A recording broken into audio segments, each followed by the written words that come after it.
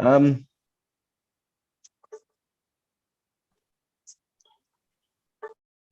Yeah, Alice, you can share the screen now. All right. Last time she shared it, I could see what she was sharing. Here we go.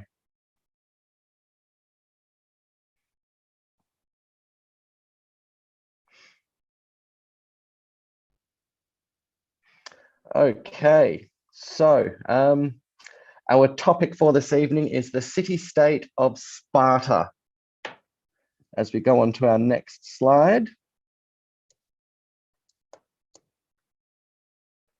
Loving the transitions, Alice, very nice. So just a few definitions of some words that we'll need to understand so that this information all makes sense. So the first one is the word city-state. And what city-state means is it is a city that, combined with its surrounding territory, makes an independent, self-governing state. So what that means is that take, for example, if I use Australia where I am, Melbourne City. So if the people that ran Melbourne City also controlled the surrounding suburbs and towns around Melbourne, and none of those towns or cities followed the rules of Australia as a whole country, that would make Melbourne a city-state. The next word we need to understand is a prefecture. And what a prefecture is a district under the authority of a governor or a prefect. So that might be just in general terms. If we think about America, California is a prefecture. Any of the states can be prefectures because they have one person, so a governor or a prefect, that is responsible for controlling the state level laws of that prefecture. Our next word is tunic. And a tunic is a loose piece of clothing. It's typically sleeveless and reaching down to about the knees. And it was most notably worn in ancient Greece and ancient Rome. So we notice whenever we see in if anyone's ever seen a show like Game of Thrones, how we see all of the powerful people, they've got it's like a big piece of cloth that you wrap around your body. And that is called a tunic. And the last word is serf. And a serf is an agricultural worker bound by the feudal system who was forced to work on their lord's estate. So as we go on to talk about the structure of Sparta a little bit more, you'll get to hear about different people owning plots of land, and similar to a slave, yes, a serf. So a serf is slightly different because a serf is specifically an agricultural worker, like someone that works on a farm making crops and food for people, whereas a slave was more commonly like cleaning the houses and taking care of the people that lived in the house, so to speak. Okay, next slide, please, Alice.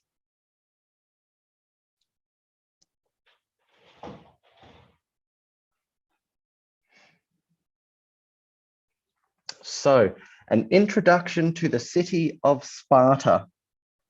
Sparta was one of the most powerful city-states in ancient Greece. It is famous for its powerful army, as well as its battles with the opposing city-state of Athens during the Peloponnesian War. Sparta was located in a valley on the banks of the Eurotas River in southeastern Greece.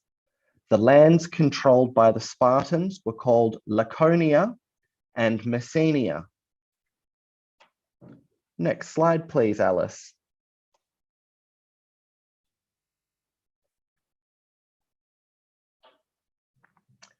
So you can see on this map here, to the right of the slide, we see just a little bit to the left in the top corner there, we see Sparta. And the big yellow land, mass on the map, that is all of Laconia. So Laconia is the region, and Sparta is a city within that region of Laconia. And we see the little green mass of land just to the left of Laconia.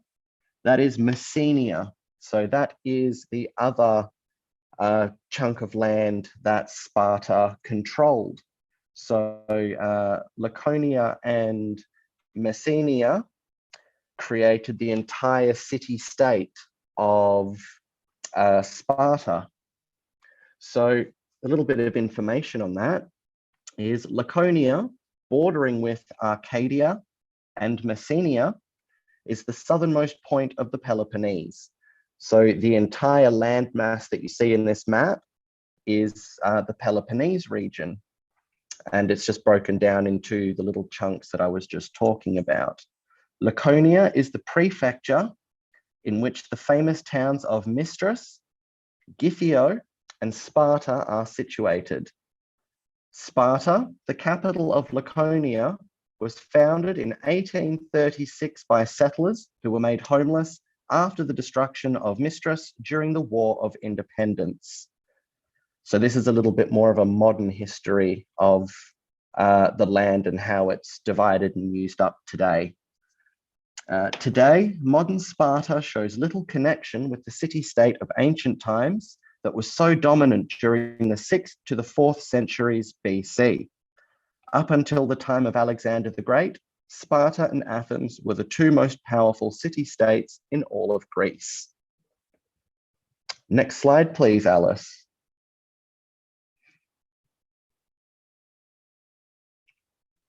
Sparta was a warrior society. Unlike their counterparts in the city of Athens, the Spartans didn't study philosophy, art, or theatre. They studied war. The Spartans were widely considered to have the strongest army and the best soldiers of any city-state in ancient Greece. So while we might hear stories about the ancient Greeks being responsible for the philosophy and a lot of science, different science disciplines used today, the only thing that the Spartans ever studied was war. And all Spartan men trained to become warriors from the day they were born.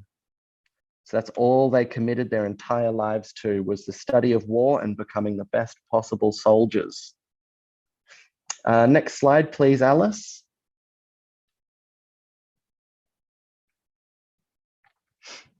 The Spartan army. The Spartan army fought in a phalanx formation. So that is the formation in the picture that's in the top right of the screen. They would line up side by side and several men deep. So you see a row of men at the front and then a row of men behind them. They would do that for several rows backwards, and they would lock their shields together and advance on the enemy, stabbing them with their spears. The Spartans spent their lives drilling and practicing their formations, and it showed in battle. They rarely broke formation and could defeat much larger armies.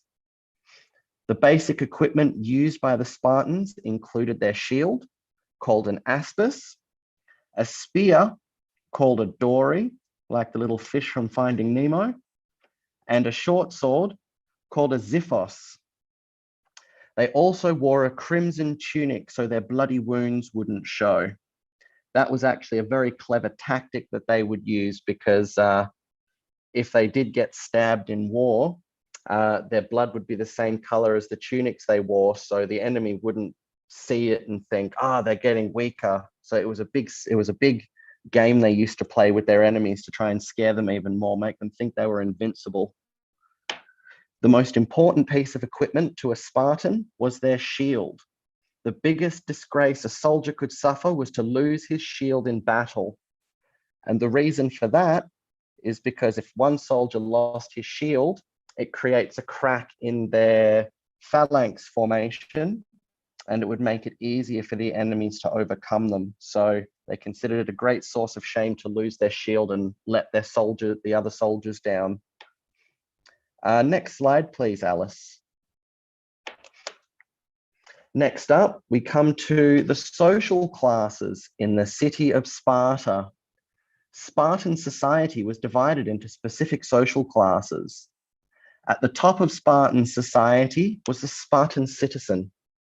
There were relatively few Spartan citizens. Spartan citizens were those people who could trace their ancestry to the original people who formed the city of Sparta. There were few exceptions where adopted sons who performed well in battle could be given citizenship. So if they fought hard enough and well enough in battle, they could become Spartans themselves. On the next rung down in the social ladder, we have the perioikoi. It's a funny word, that, the perioikoi. They were free people who lived in Spartan lands, but they were not Spartan citizens. They could travel to other cities, they could own land, and they were allowed to trade. Many of the perioikoi were Laconians who were defeated in battle by the Spartans. And here we go. And at the bottom of the social ladder, they had the helots. The helots were the largest portion of the population. They were basically slaves or serfs to the Spartans. They farmed their own land, but had to give half of their crops to the Spartans as payments. Helots were beaten once a year and were forced to wear clothing made of animal skins. Any helots caught trying to escape were generally killed. So yes, they were like the slave class of the Spartan society. Next slide, please, Alice. So our next slide is what a young Spartan boy's life is like. Spartan boys were trained to be soldiers from their youth. They were raised by their mothers until the age of 7, and then they would enter a military school called the agoge. At the agoge, the boys were trained how to fight, but they also learned how to read and write. The agoge was a tough school. The boys lived in barracks and were often beaten to make them tough. They were given little to eat in order to get used to what life would be like when they went to war.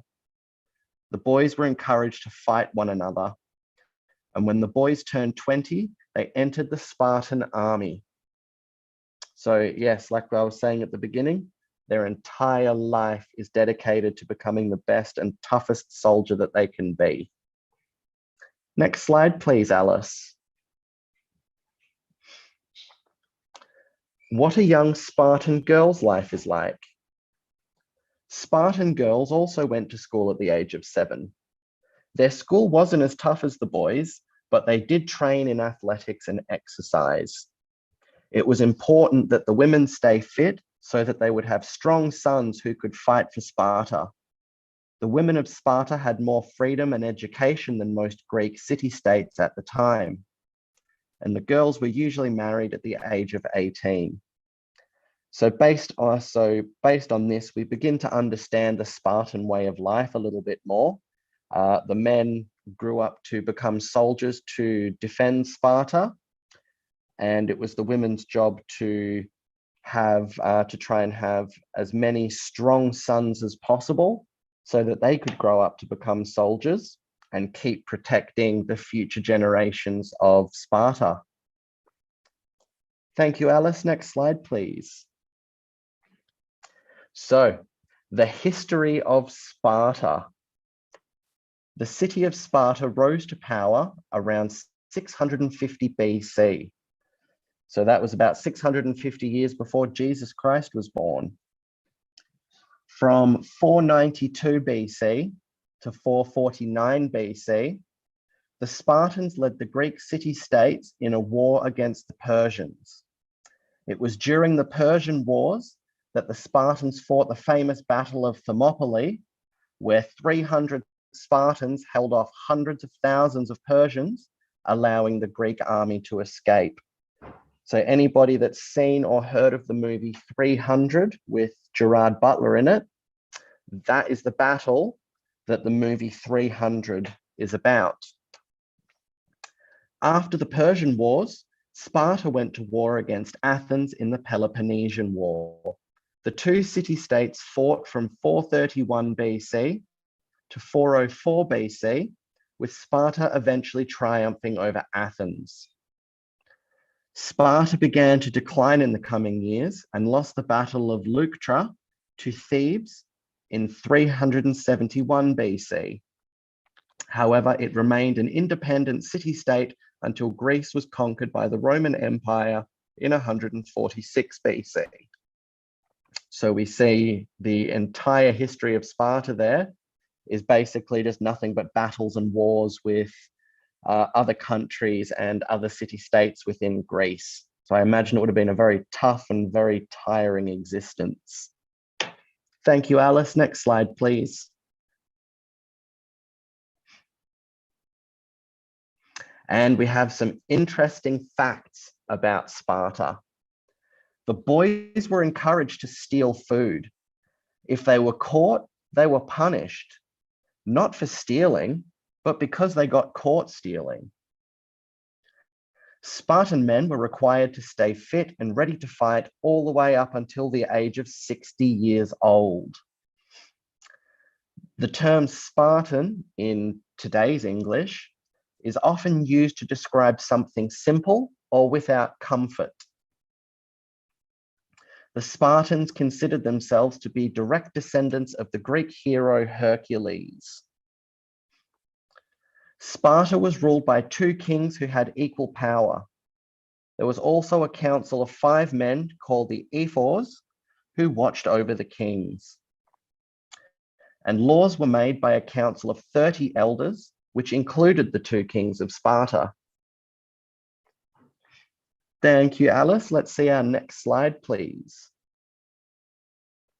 Okay, it's question time now.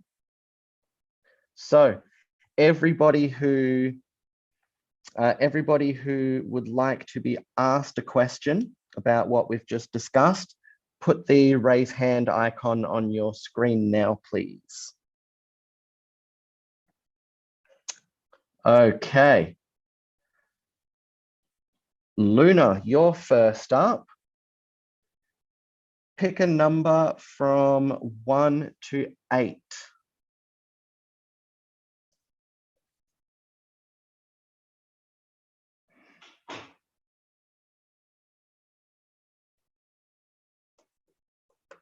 Kids realized they didn't know the messenger's name. I'm Prince Lucas, and this is my friend Clara Gillis. Hello, Luna. We can hear you. Number 1. Number 1, Alice. Let's see question number 1. What do you think is the most interesting fact about the Spartans? Well, I think the most interesting fact The kid's waiting for him to say more, but again, he said nothing. This is the first about- time you've met a goblin like yourself, Lucas spotted. I think that the most interesting facts about the Greeks I've never met a human before either. are I've the only heard horrible things. Lucas and Clara are the nudged each beautiful other. statues that they The made. conversation is going from bad to worse. The what, sorry? We've The- never heard anything good the about sculptures. goblins either. Lucas and Ah, their art. In Athens. Some of the sculptures that they built, they were pretty good, weren't they? Yes. Lucas shifted uncomfortably. He and Clara had just read about They were. And why do you think that the sculptures that they made were the most interesting thing about them? But after the goblin battles, the wizards needed to protect Well- their kingdom. Prince well, Lucas because decided that was searching for the right words. Well, because My that hope the is that statues one day will, we will be if you trusted. don't, if Magic you will be restored to look us, from, he replied. if you don't look We may closely not up, have they magic, seem but we still practice the art of very fortune smooth, telling and to it heal seems our as hearts. if Lucas no and one Clara real- scrunched their faces. it seems as if Things no aren't one really actually carved it, but someone made it out of magic. She smelled disgusting. Magic? Especially I know, right? They look almost lifelike, don't they? So what else do goblins like you do? Magic? Do you What like archery? magic? Sorry, shit. Well, Not ready. thank you It's very full much time. for answering that Interesting. question, Luna. That was terrific. Thank you. What about history? He chimed in eagerly. Okay. Sorry. Next up, we have Michael.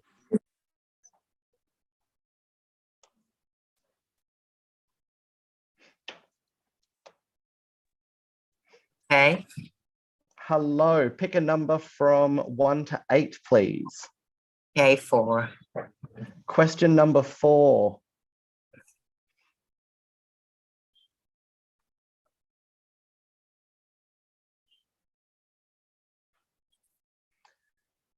Did girls get to go to school in Sparta?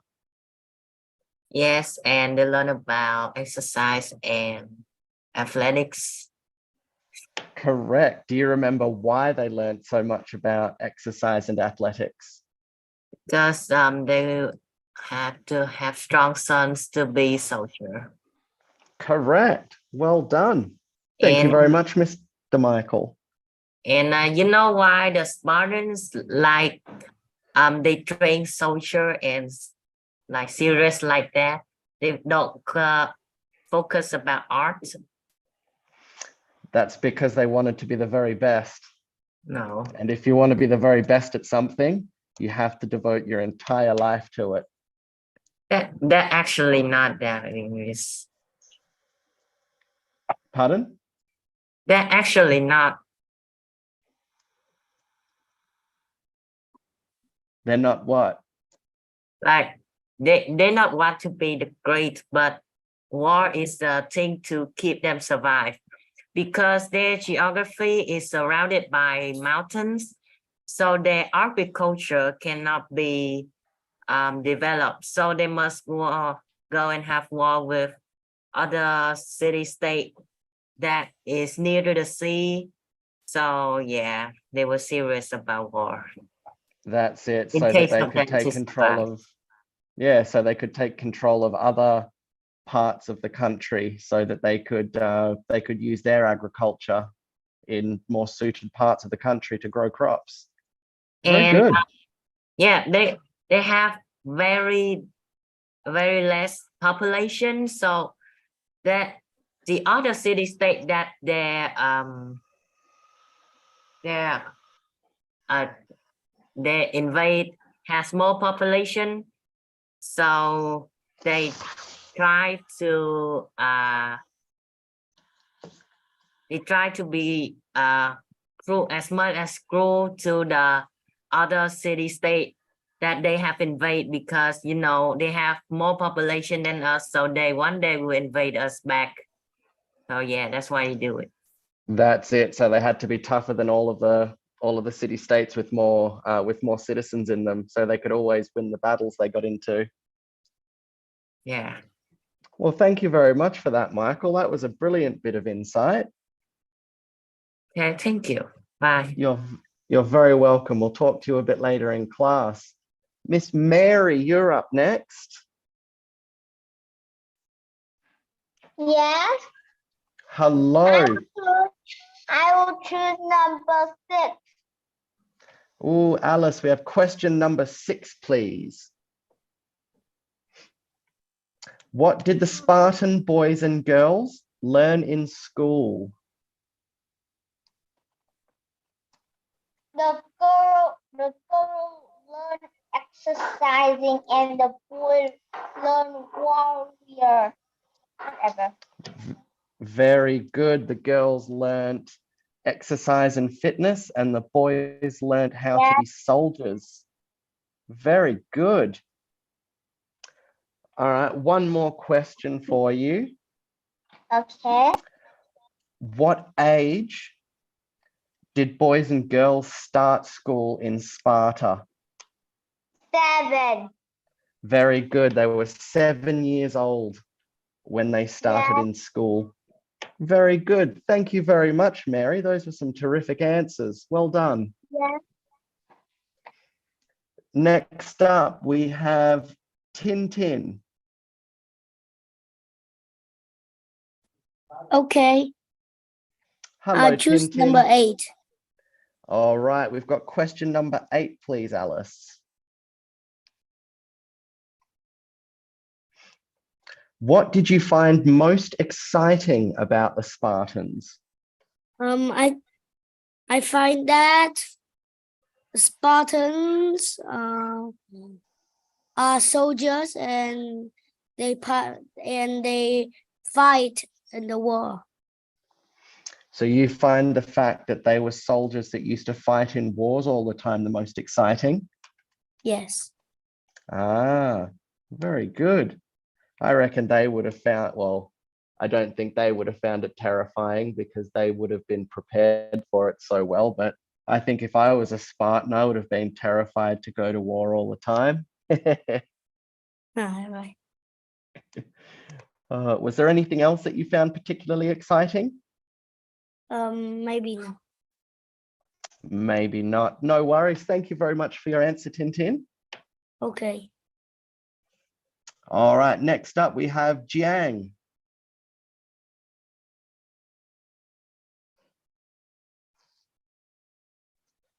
So, okay, hello. Hello, how are you? I'm fine, thank you. Good. Pick a number between 1 and 8. I'll choose the 8th one. Question number 8.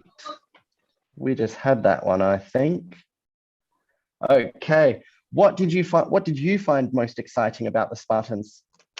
Or it's different from the law. They often lawyers give the law to their citizens, but this they give the law by the elders of the king. Yes, the 2 kings and the council of elders that made the laws of the city. You find that bit interesting, do you? Yes, and they don't learn any subjects like art, or they learn something about exercise or armies. That's it. Correct. All they focused on was exercise, fitness, and going to war, because that's what they wanted all of their citizens to specialize in. And we see that in the wars they fought, that paid off for them, because their armies were very small in number, but they were so well trained that they could overcome armies that were much bigger than theirs. Right. So that's all. Thank you very much for your answer. Yes. Thank you.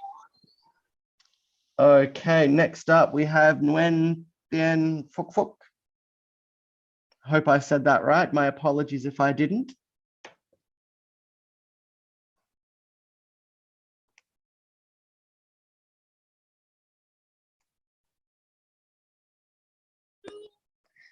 Yeah, I think pretty much, but could you remove the last word? Just a typing mistake. And I choose 5. You choose question 5. Yeah. Thank you. Thank you. Why did Why women in Sparta need to stay fit? Sparta need to stay fit because the Sparta thinking is like the task of woman is to born strong, healthy child. And if you want a strong, healthy child, then his mom and dad could make like strong, must be strong and healthy, right? Absolutely. Yeah. And secondly, I think this is my personal opinion is because women are pretty much really rare in Sparta. Because Sparta is very rare, like in other Greek and Sparta too, they could choose whether to kill a girl or not when they were born, right? That is pretty. They actually you're mostly right about that. So the Spartans, if they did have too many girls, if they did have too many children, or if they had onto to a large mountain and let them like that and died. That's right. If they had too many girl children, or if they had a young boy that was maybe sick or crippled at birth, Yes. they would take them up to Oh. the surrounding mountains of Sparta, and they would throw them off and just leave them to die, because they needed as many strong men and women to produce more strong children as possible. That's absolutely correct. Yeah, but pretty sad. It is Right? very sad. It is very sad. You're right. Unfortunately, that's just how life was back then. That's the Yes, beliefs that they held. But lucky that as we've moved forward Lucky into the that- future, yes, we've Yes. we've definitely If it's changed in the future, those mindsets. yes, lucky that they changed their mindset. That is right. So now everybody gets a chance. Yes. Well, that was an absolutely terrific little conversation. Thank you very much. And could you change my name, please? What would you? I didn't know wait. that we could do that. Could I think you have to do that, don't you? wait. Wait. No, this is not right. 53. Yeah, you could mute my audio now. Thank you. Thank you very much. Okay, last on the list, we have James.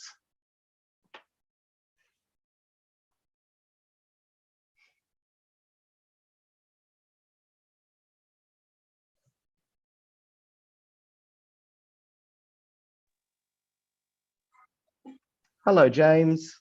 Yes.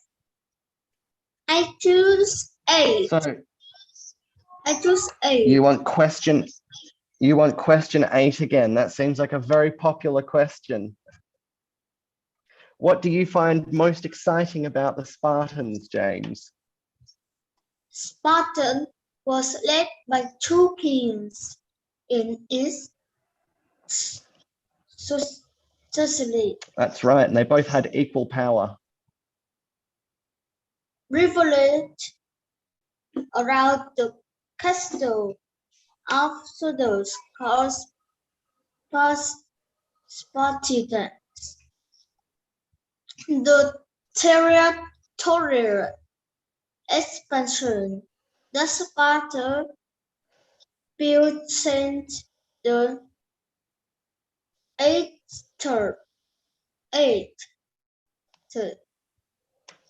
century BCE required the implementation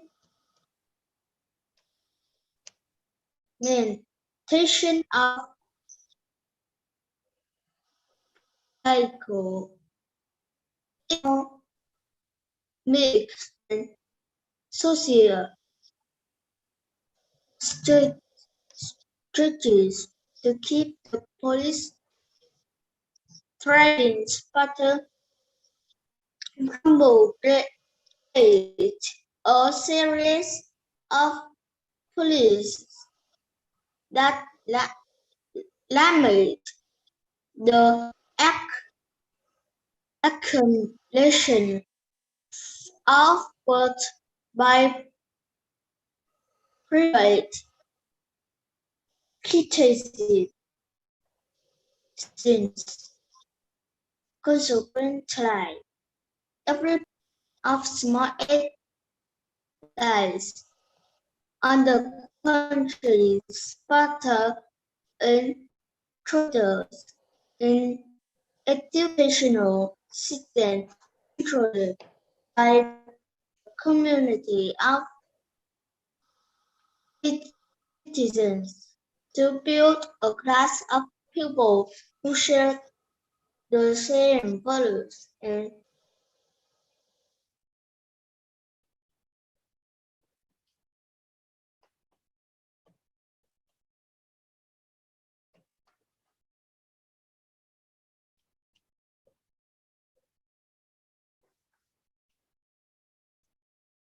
Are you there, James?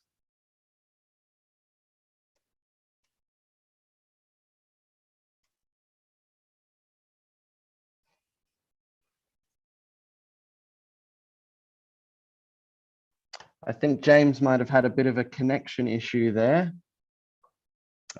Mary, you have your hand raised. What question would you like? And then we'll move on to a bit of free chat.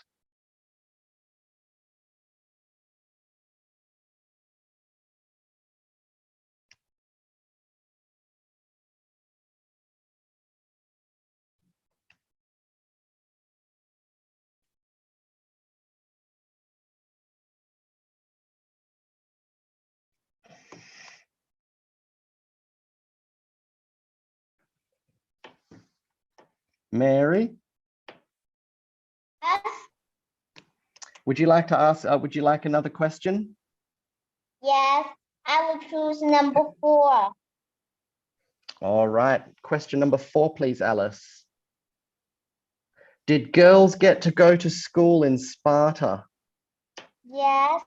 Go get That's- to go to school. And how old were they when they went to school? 7. Very good. Thank you very much for that, Mary. We're Yes. going to move into a little bit of free chat now. So anybody that would like to ask some questions this time, feel free to put those raise hand icons up on your screen.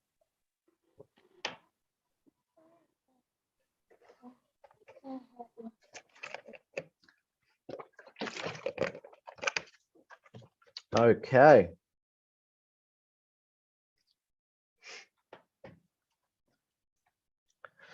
Wake up, Luna, no more sleepy time. I'm not.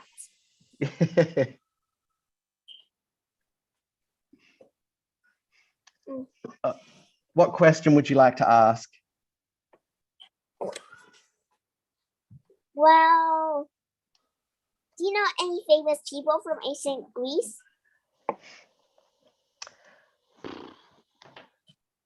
Well, the first one that pops into my head because of the subject is Leonidas, and he was the commander of the Spartan army.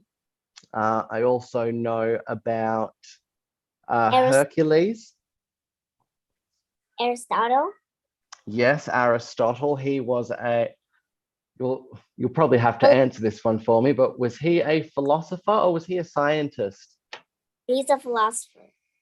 Ah, and he also had a hand in astronomy as well, didn't he? Okay. So do you know anyone else? Not so much the people, but I know a few of the ancient Greek gods, like Zeus, Aphrodite, Hades. I know Hades had that big 3-headed dog that guarded the gates of hell. It was Cerberus. So I know mostly the Greek mythology. What do you know about famous ancient Greeks? There's Alexander the Great and King Philip. Alexander the Great and King Philip. And who was Alexander the Great? He never lost a battle. That's right. He never lost a battle. It was him that what's his name? The heel. There was a mythical there was the son of a Greek god, Achilles, and his mother, when he was born, dipped him into the fountain of eternal life. But the way she dipped him in was she held him upside down by one of his heels. The ankle so it never got wet. I got it. Yep, that's it. Well, I'm telling everybody else as well. We've got 56 other people listening in on this call. Maybe they'd like to know as well. He's 7. And yes, so and that's right. So when he went into battle with Alexander the Great shot him through the heel with an arrow, didn't he? I think that's it.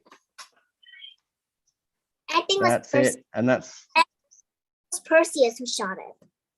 it was Perseus. Thank you very much for that correction. My mom But says yeah. you look like a.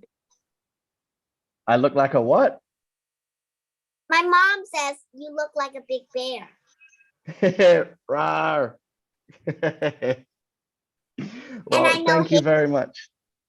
I know Hera. Hera? Uh-huh. Who's Hera? Tell us about her. Him, her? She's Zeus's wife. Okay. Ah, Zeus's wife. Well, thank you very much for telling us about all of these Diana. famous ancient Greeks. This sounds like a subject that interests you a lot. I just know of. Ah, you're just a smarty pants. Got it. Uh-huh. Thank you very much, Luna. It's been great having a little chat with you. Thank you. Okay, next up we have Huang Lam.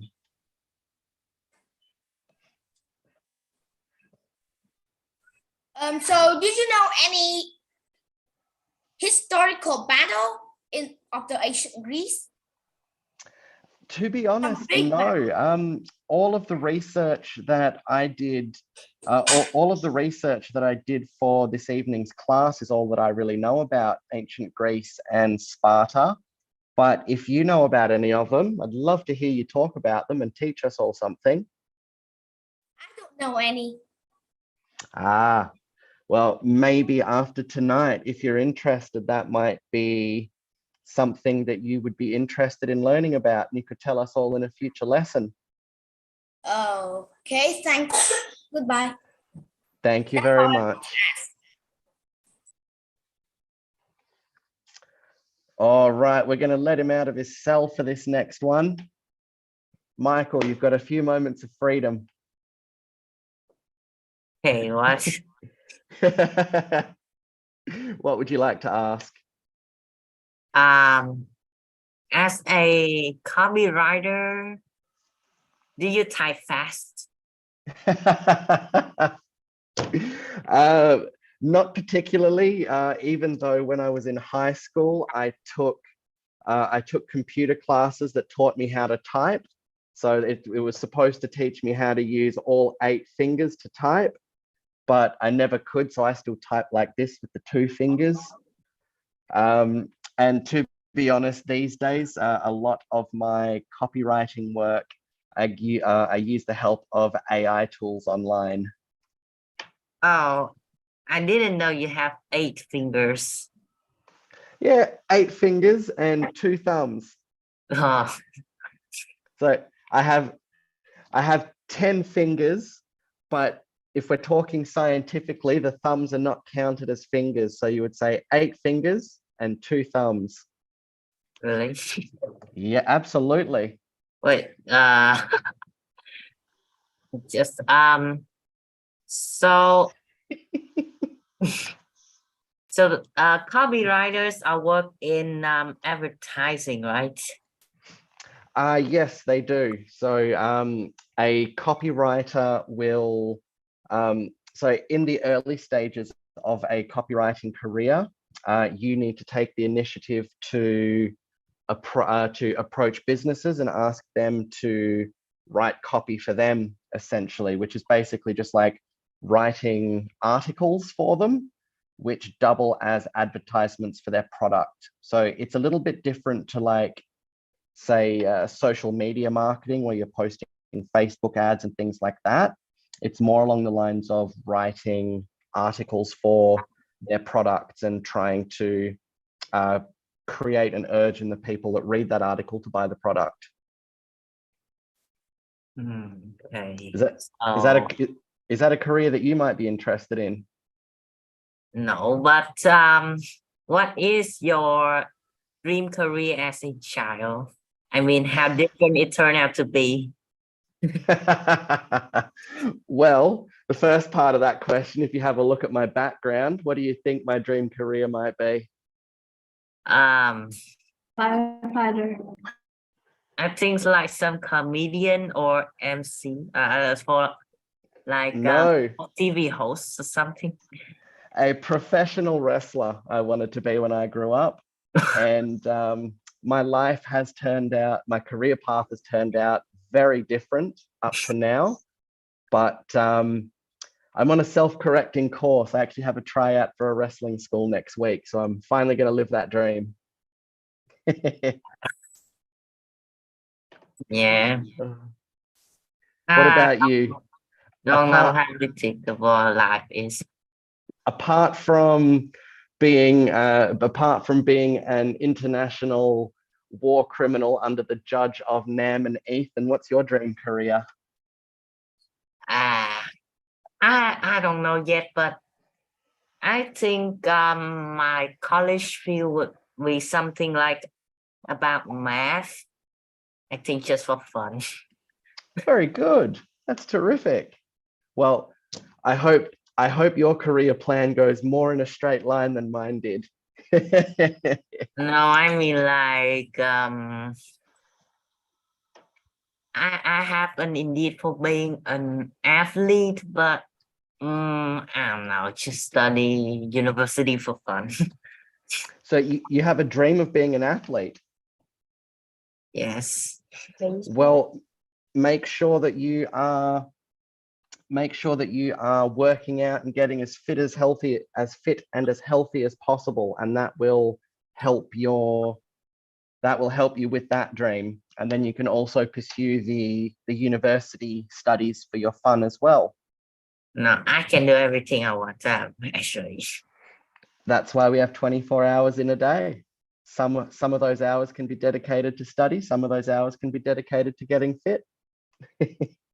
Anyway, it's been great to chat with you, Michael. I'm going to move on to our next person in line now. Thank you. Thank you very much. Okay, next up we have Peter.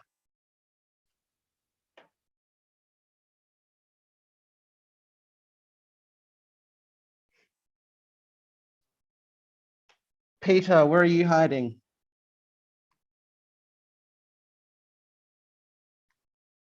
I'm here. Hello.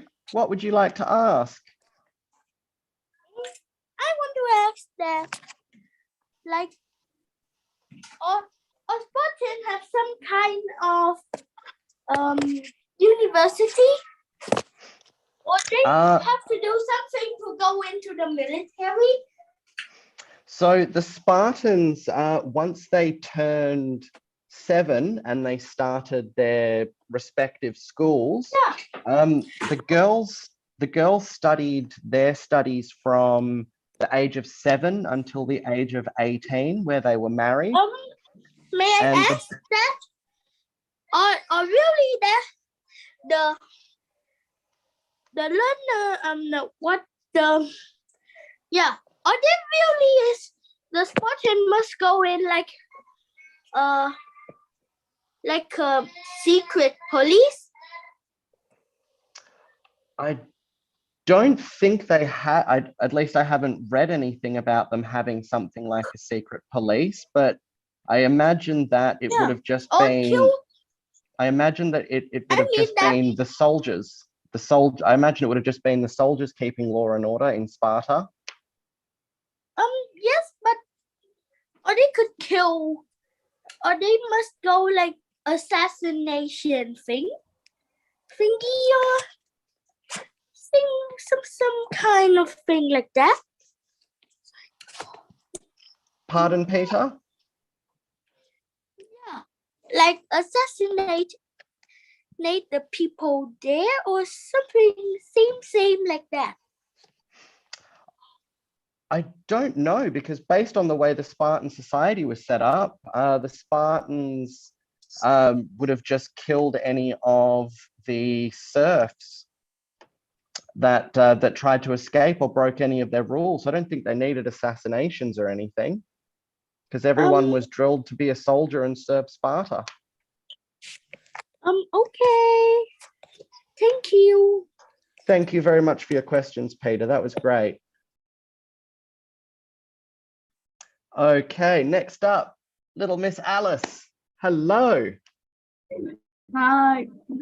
Nice what would you to like see to you again. You too. What would you like to ask? How can you type so fast with 2 fingers? Um, I'm trying to think now. I've been using computers since I was about 9 years old. I am 33 now, so I've been using computers for 24 years. So after 24 years, you get really comfortable with where all the letters are on a keyboard. So even if you're just using the 2 or 3 fingers, I think I actually use 3 fingers. It's either those 3 or those 3. But yeah, after 24 years, I can just tat and just type out quite fast, but not as fast as I could be if I typed correctly. Also, like you don't look at the keyboard and you just like type with 3 fingers. No, I still do look at the keyboard just to make sure that I do hit the right keys, but I'm constantly changing from keyboard to screen to keyboard to screen. So if I make a mistake, I can delete it and then change it as necessary.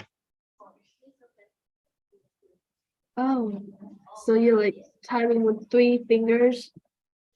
Yes, And and I think let me say again, that is the the wrong way to type. Learn to type correctly, and you can type like anywhere about 120 words a minute sometimes. Yeah, I know. Like my dad made me to remember all the keys on the computer, and I could type with 10 fingers, but I still slower than you. Well, that's because you haven't been doing it for as long as me. Give it a few more years and you'll probably be typing way faster than I will be.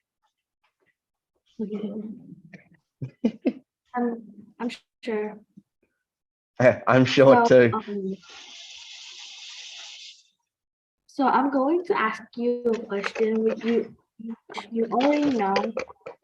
Who do you think would be happier, Spartan girl or boys?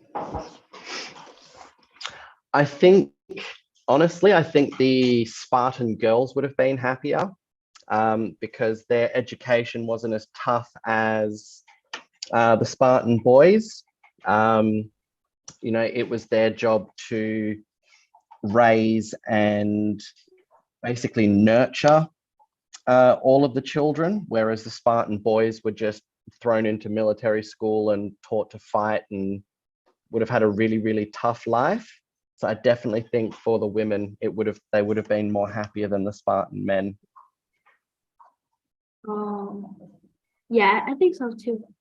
I mean, because I'm a man and I can 100% tell you, I definitely would have preferred to live the life of a Spartan woman than a Spartan man. Way easier. Yeah. Thanks for answering my questions and do all the slides. No worries. Thank you for asking and thank you for your terrific work putting the slides together. You did a great job. Okay. Elsa, your turn. Hello, Elsa. Hi, and I was gonna say you've got a sticky note on your head. No, that's not a sticky note.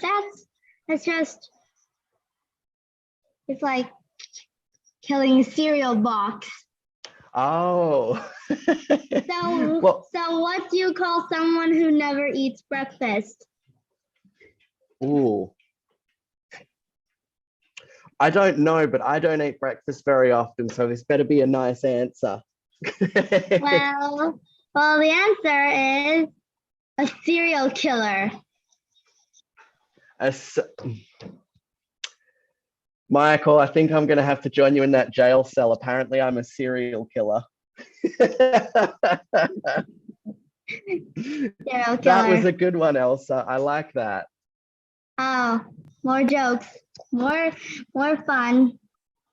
Go on, give me another one.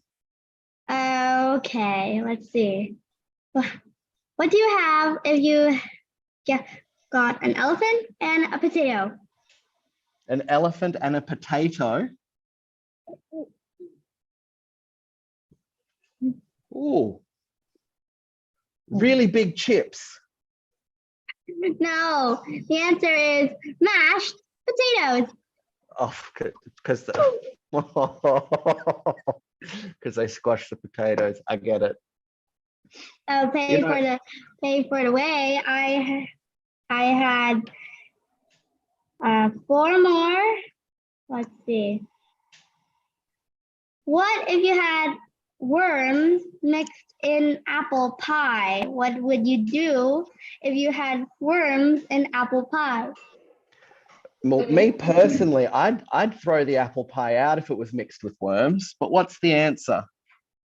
No, the answer is you had to pick the worms out and then put them in a cheese so that people would see that you would get the cheese touch, but in reality it's the worm which gets the cheese touch.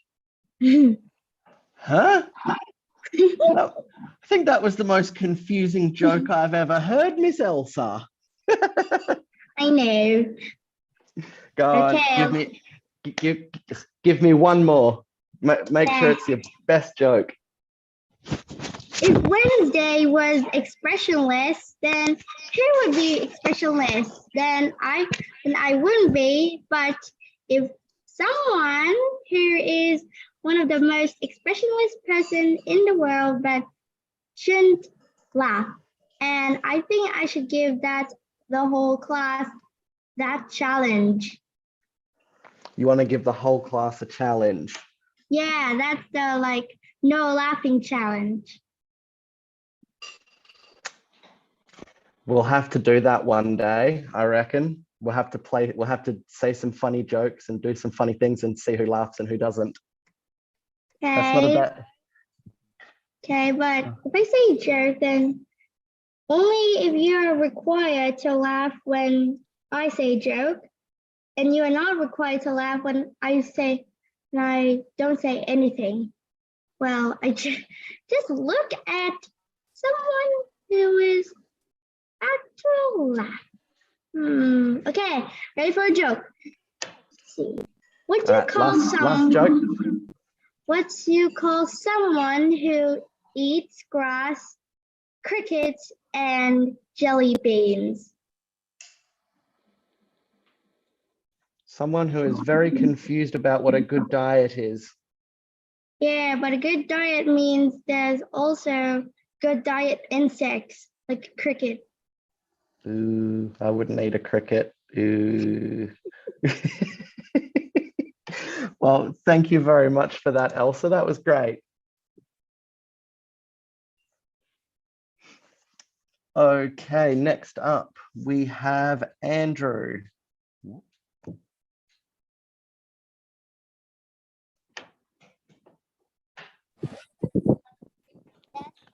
Andrew, hello. What would you like to ask? Where are you from? Pardon?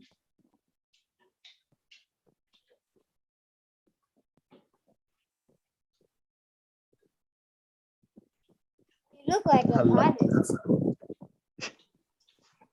What questions would you like to ask Andrew? Oh, he's muted again.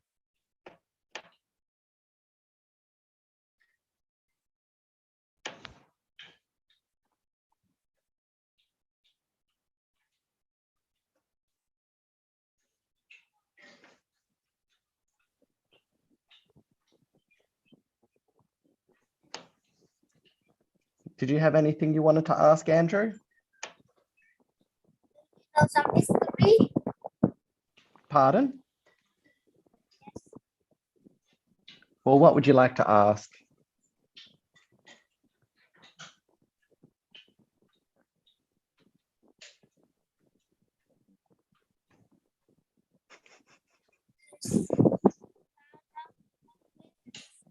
Some battle? Something about a battle. You're very quiet. I can't hear you very well. This battle? Some battle? Which battle? Any battle? Any battle?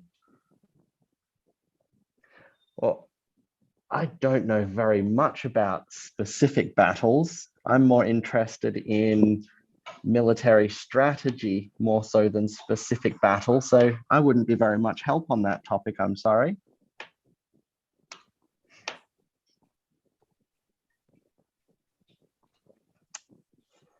But if you have any other questions, definitely feel free to ask them. And Luna, you need to chill. Which country are you in? I'm in Australia at the moment. Oh, so where you at in the details? I mean, where you at where you at Sydney or somewhere else? So I'm in Melbourne. I live just outside of Melbourne, which is the capital city of Victoria. Oh, How about you? Where do you live? I live in Nghệ An province in the central of Vietnam. Beautiful. And what's it like in that part of the country? If you come to here, you can feel how the heat of it. The heat like in summer, very hot, and also very cold in winter. So you feel the extremes of both of those seasons, do you? Very extreme, can I say that? Yeah, it's Melbourne is very extremely cold during the winters, but it still doesn't get very hot in the summer. We'd be lucky for any day really to break about 20 degrees. Really? Yeah, it stays very cold over here. However, once you get acclimatized to it, the 12, 13, 14 degree days don't actually feel that cold. However, I used to live in Western Australia, which is the polar opposite. The winters weren't very cold, but the summers would get up to about 40 degrees. And it's the same over there. It's the opposite over there because the cold days you feel that extremely, but the hot days you start to not feel those so much unless it gets up to about 36, 37 degrees. It's crazy. Wow. Yeah. So what's the landscape like in central Vietnam? Well, there are about two places. They mostly mountainous area. Beautiful.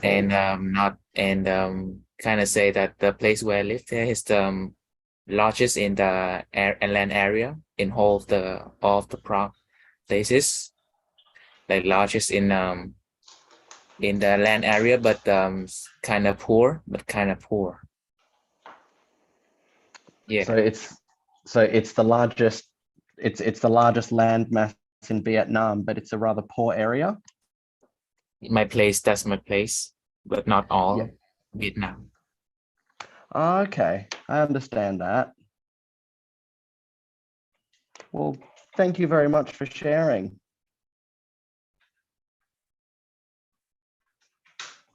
Okay, who do we have next? We have Rectway. What an interesting screen name.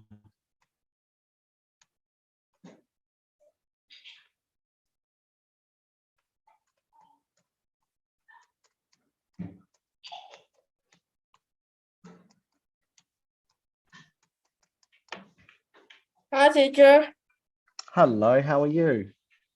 I'm fine, thank you. That's good. What would you like to ask? I want to ask about the World War II. You'd like to ask a question about World War II. What would you like to know? I want to know about Winston Churchill. Winston Churchill. I'm going to have to do a bit of research on this. What would you like to know about Winston Churchill? I read that Winston Churchill was famous for V for victory, like this. Yes, the peace symbol, or the V for victory symbol. Oh,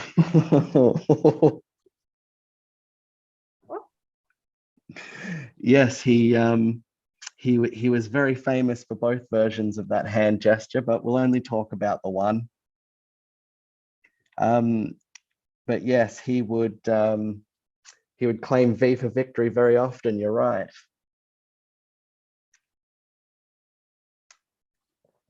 Do you know the other meaning of the front-facing V? I don't remember much because I just only I just kind of learned some American lessons. Well, I don't know much. During World War II, you were right. Winston Churchill would say V for victory. But Yes. after World War II, in the 1960s and 70s, when the hippies and the free love movement was going on, they would do that for a peace sign. So that can also mean peace as well. Wow. Do you Have have any other? Have you Sorry? know about Hitler? About Hitler? Yes, Adolf Hitler. I do know a bit about Adolf Hitler, yes. Now, any question about him, I am definitely going to have to be careful about how I answer, but ask away. Let's see what you'd like to know. I want to know that after the Second World War, he just killed himself, or he just survived today. That's a mystery. I don't see an answer. Well, there are two major theories on that. The vast majority of people seem to think that it was a confirmed kill, that he did kill himself in that bunker. But there are a few people that think that he ran away, I think, to Brazil, Or just with a large contingent of other top-level Nazi officers. A lot of them, towards the end of the war, did run away to Brazil. And yes, there are a few people that think he ran away with them. But I would like to believe that, I would definitely like to believe that his attempt was successful.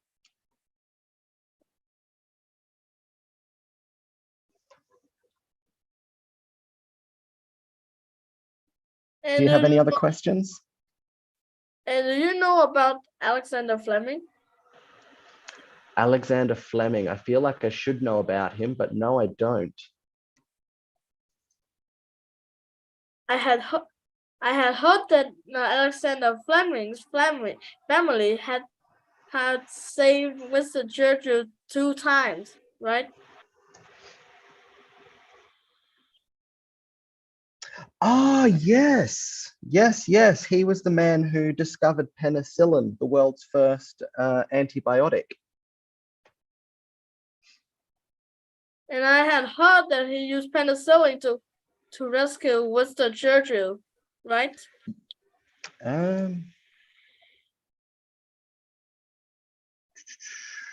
I don't know about that, but one interesting thing that I have heard about Alexander Fleming is that apparently his discovery of penicillin was a complete accident. He ate an orange in the laboratory that he was working in, and he just left the peel sitting in a petri dish somewhere. When he found it again, the bacteria on it that was growing was getting eaten by the antibiotic bodies that developed. And that's actually how we discovered it, completely on accident, apparently. And how the accident happened, I forgot. How did the accident happen? Yes. Well, he was eating an orange in the laboratory, and he just left the peel sitting somewhere and just forgot about it. And by the time he found it again, he discovered that the mold that had started growing on the orange peel had actually been it had started to get destroyed by the penicillin that had grown on top of it as well.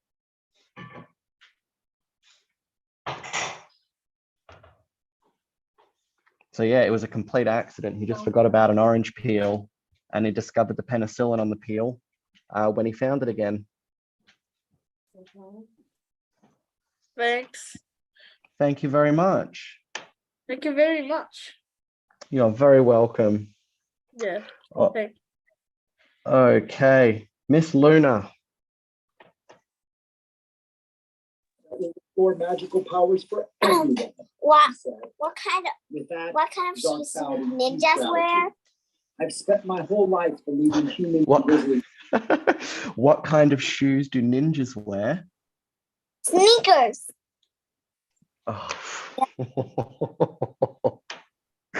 I thought you were looking for a serious answer there. I was about to say slippers. It's sneakers. They wear sneakers. That's good. I like that. Well, okay, I have one for you. What do you get when you cross a kangaroo and a sheep? A bag. A woolly jumper. Oh, I think I just forgot it. Okay, so what is an elephant's favorite pumpkin? An elephant's favorite what? What does an elephant call a pumpkin? I don't know. What does an elephant call a pumpkin? Squash.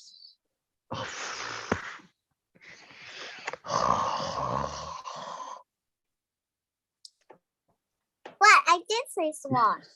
Okay, so why did she's asked that joke on me many times. So why did the picture go to the police office? Why? Because it was framed. Oh, you're just telling dad jokes now. Okay, then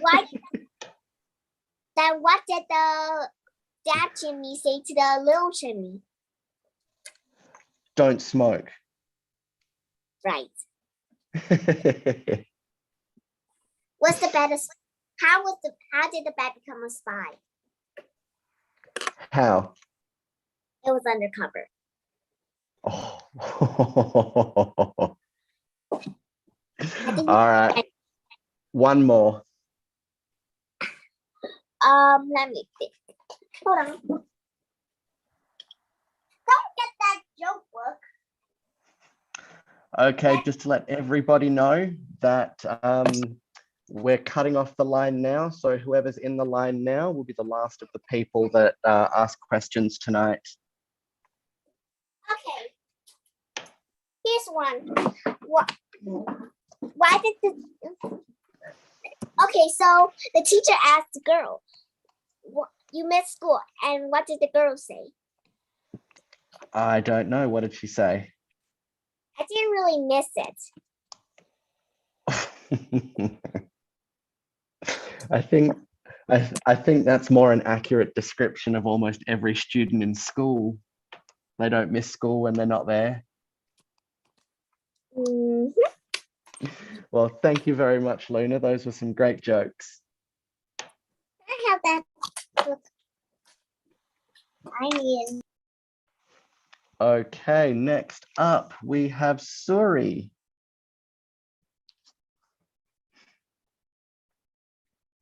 Teacher, Hello.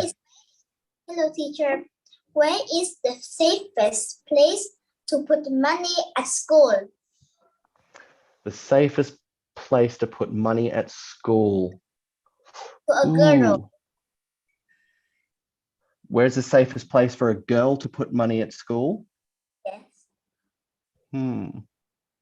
I don't know. Where? In her hair. In her hair? Is that because no one would touch her hair? Yep. That's quite clever. I actually have a friend who has a hat similar to mine, like this one, except it has a little hidden zipper compartment in the front of it, and he likes to he'll hide his money in there to keep it safe. What do you get when you cross a mule with a donkey? A mule with a donkey. Yes. Something that kicks really hard. No. I give up. Monkey. Oh, monkey. Oh, no. Okay. Why did the chicken cross the road? To get to the other side. No. Why then? To avoid the skunk. To avoid the skunk. All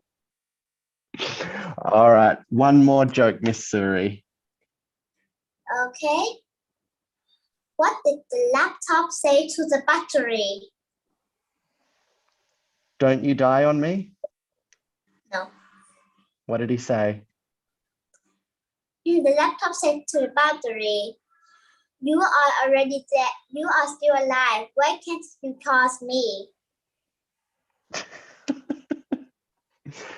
Oh, I haven't heard a lot of these jokes. You guys must get some different jokes to the ones that we get. I like that. Thank you very much, Suri. That was great. Okay, next up. Stella.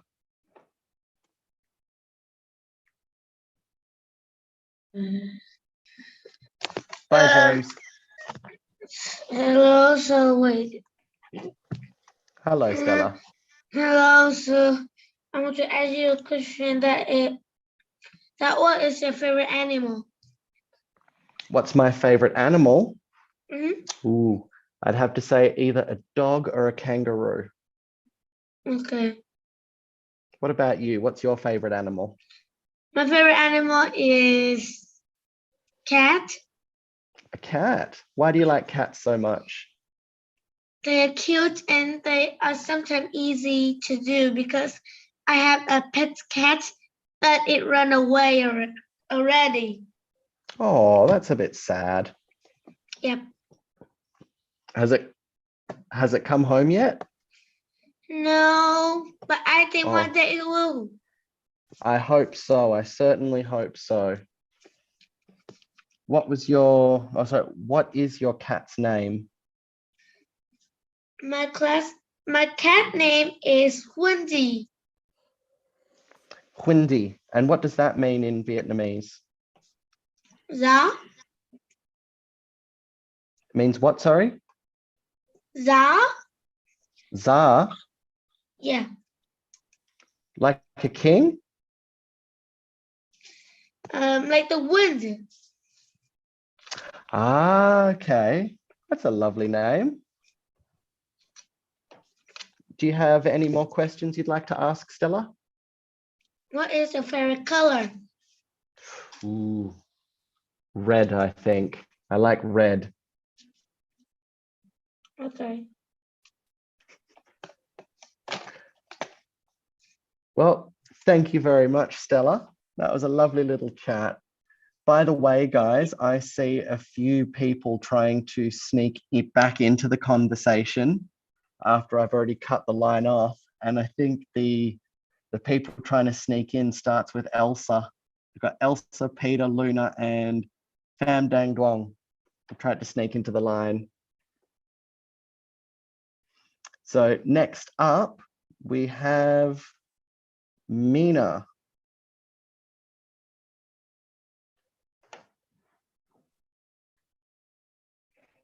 Hello. So I want to Hello, how are ask, you? I'm fine. I want to ask you that if you're stuck in a hole and you have three things, a ball, but it's already broken, a wood, and a rock. The water inside is higher. What do you need to choose to go up? So what are my three items again? I've got a ball, a piece of wood, and Rock. I think I would trust the ball. Because But if the the ball is ball full of already air, because the ball already broken. It cannot float up. Okay, if the ball's already broken. The piece of wood then, I think. Yes, because it can float underwater. That's right. Sorry, I didn't hear that part about the ball being broken, or else I would have said the wood first. It's okay. Well, what other questions would you like to ask? I want to ask if you are walking on a road and you see three roads in front of you, and one road they go to a village, have many vampires. Second, you will go to a lake, has kind of poison, a lake with poison. Number three, you will go to a place with many poison snake. What do you choose? Oof, you've really not given me a lot of good options here. I would say I would head for the village with all the vampires, but I would make sure I do it during the daytime. So I would just. Daytime. This is the daytime. Oh, it is the daytime. Then I would go straight to the village because vampires can't come out during the day.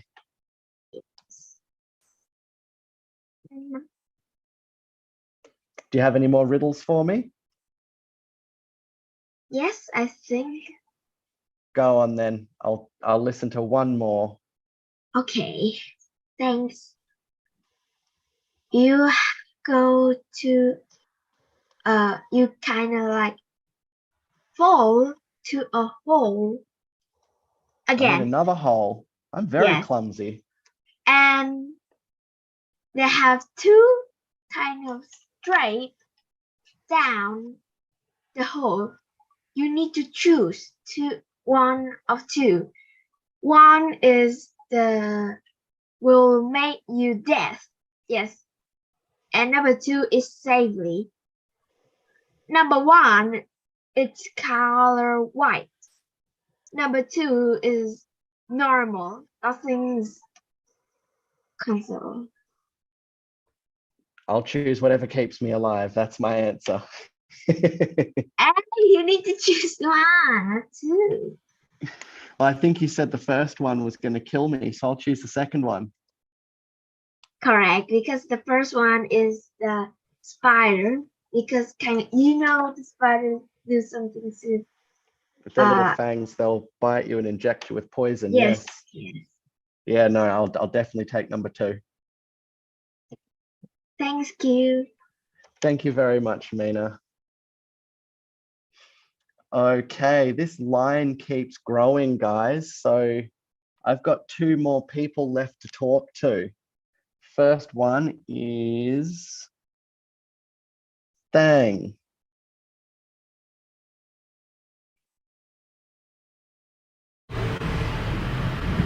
Hello, Thang, how are you? Hello. I'm fine. What would you like to ask? I would like to ask you how atomic bomb can kill so many people. That is a very, very advanced question. I'm going to have to look up the answer.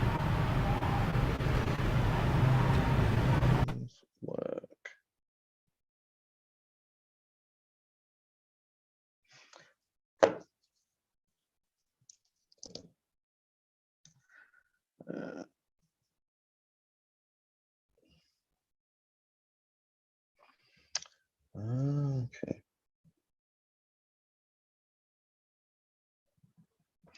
Okay. So an atomic bomb, there have been more recent updates to the technology, but atomic bombs relied on a nuclear concept called fission, which is the splitting of heavy nuclei into smaller units. So basically these two atoms smash together upon the impact of the bomb, and that causes them to split at a very rapid rate, which produces a lot of explosive energy.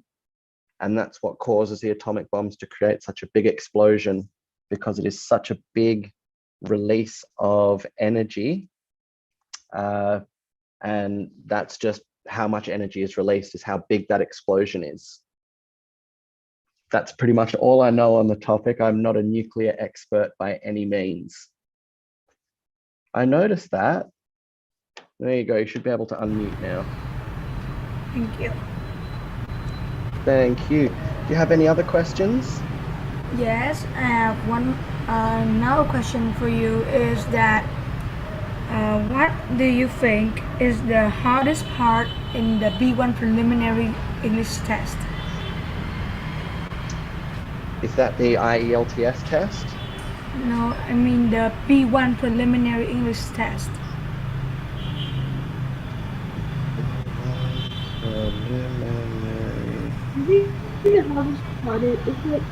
Test. I'm just going to have to look this up for you for a second.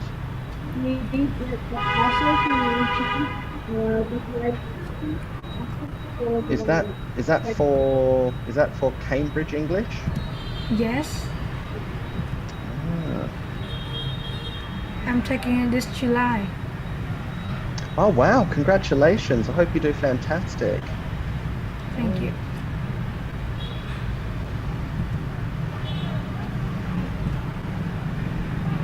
So it's an English test that shows you have mastered the basics.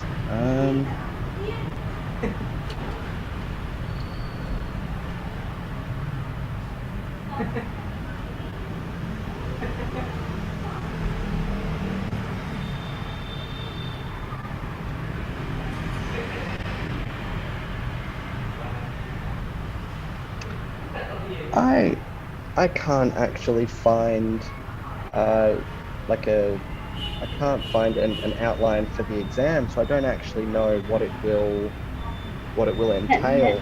But in your opinion, what do you think is the hardest part? Based on what I read, it looks like learning the correct structure of the different examples it seems like they're looking for. So if I go back to this website, The writing? really You mean tells, the writing?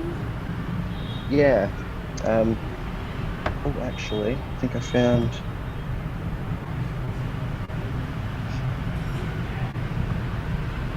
Reading, writing, listening, and speaking.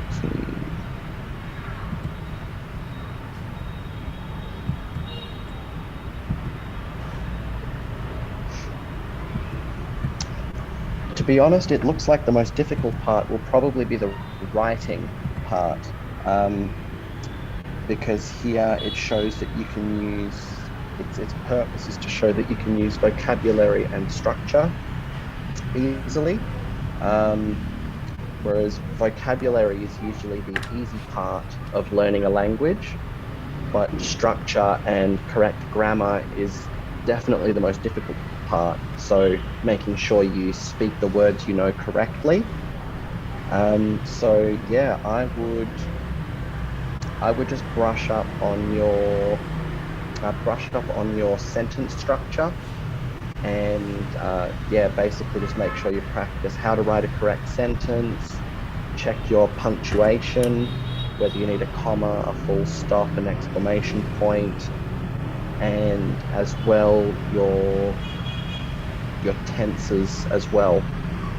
So basically everything that surrounds the vocabulary is going to be the difficult part, I would say.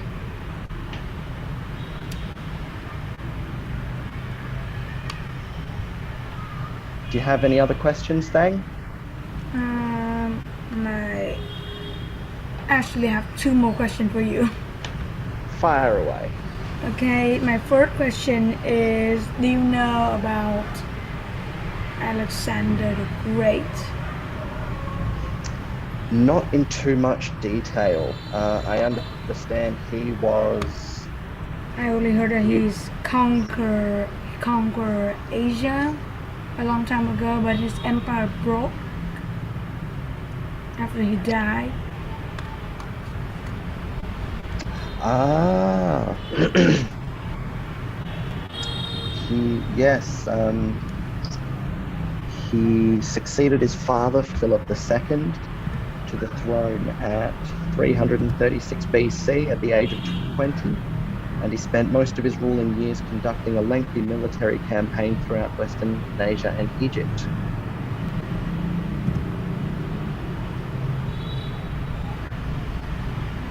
He was only the king for about 13 years before he died, apparently. That's not that long of a reign.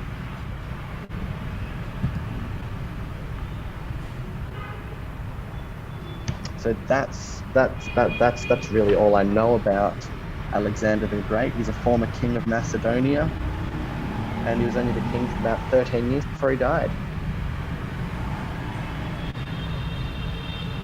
All right, so you've got one more question? My last question is actually a joke. Go on then, let's hear your joke. Okay.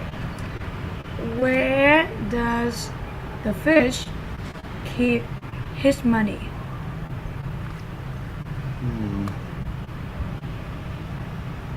I don't know. Where does the fish keep his money? The riverbank. Oh. That was a good one. I like that. Thank you very much, Thang. That was a great little chat. Thank you for speaking to me. You're welcome, and I wish you the best of luck in your exam. Thank you.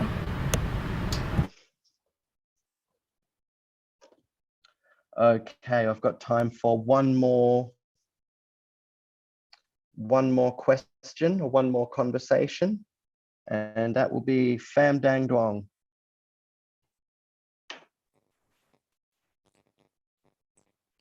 Hello. Hello, how are you? I'm fine, thank you. That's good. What would you like to ask? I'd like to ask, which airplane is the fastest in the USA used to fight? What is the fastest plane in the USA? Was that your question? Yes. I'm going to look that up now.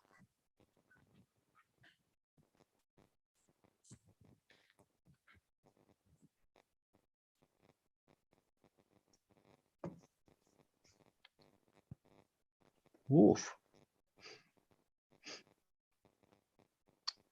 So it looks like the fastest fighter jet that the USA use is called the Lockheed YF-12, and it has a top speed of 3,661 kilometers an hour.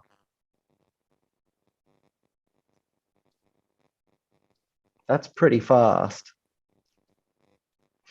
Yes. Like if you imagine that if you imagine that the average speed of the freeway, at least in Australia, the fastest speed on the freeway is 100 kilometers an hour or 60 miles an hour. It is 36 times that speed. And so that is crazy fast. That is crazy fast. Would you like to fly in one of those fighter jets one day? Yes. So you like aeroplanes, do you? Or you like air travel? Yes. Nice. Have you ever been on an aeroplane before? Yes. They're great, aren't they? Where did you fly to?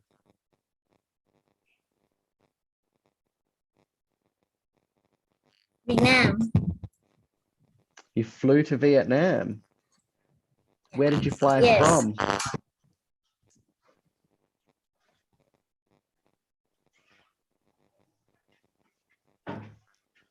If you flew to Vietnam, where did you fly from?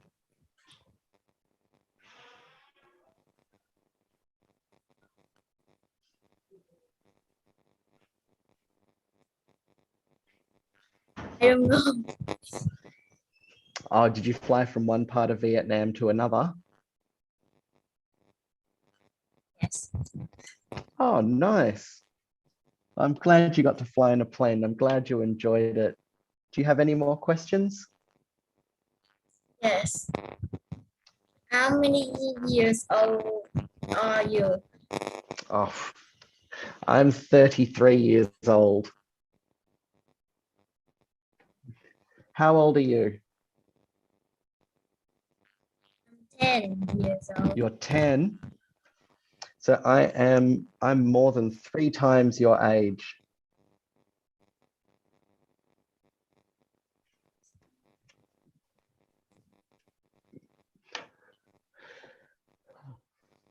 Any more questions? Oh, they run out. Well, thank you very much for that conversation. That was great. Yes. Okay. Before we finish up, Alice, do you have any last questions you'd like to ask? No, thanks for asking. That's all good then. Guys, thank you very much for a great class. I hope you enjoyed the topic of learning about the Spartans. And thank you for sending me that Cambridge preliminary English test document, Alice. You're a legend.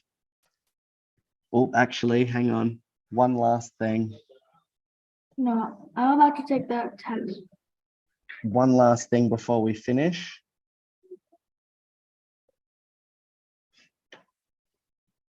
Hi, teacher. Hello, go on. Tell me, where does a polar bear put his money?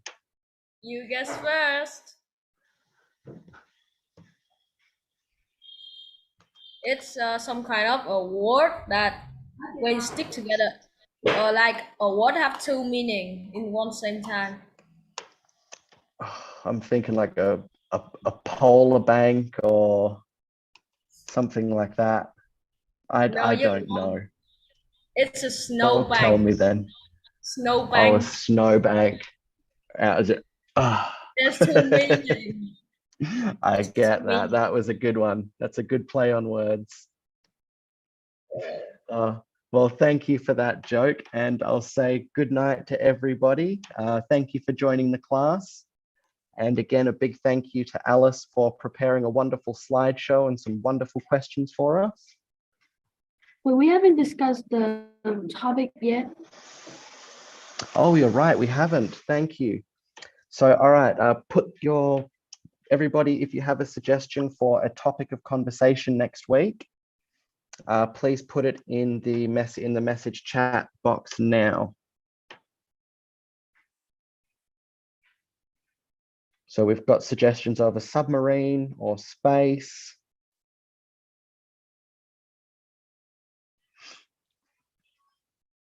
The universe.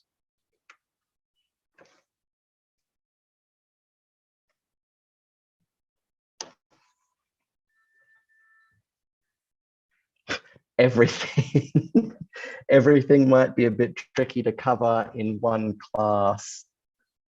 The galaxy and space. It seems like space might be the most popular topic, Alice. Have we done that one recently? Yeah, we have done that one. Space. About typing. Typing. That's more of an instructional class, more so than like an English speech class. The history of Greater Greece. Okay, so Alice and I are going to discuss all of the options that have been given, and we will have a topic prepared for you next Sunday. So everybody, thank you very much for attending class this evening, and we will see you all next week. Bye. Bye. Good night, guys. Good night, everybody. Bye. Bye. Goodbye.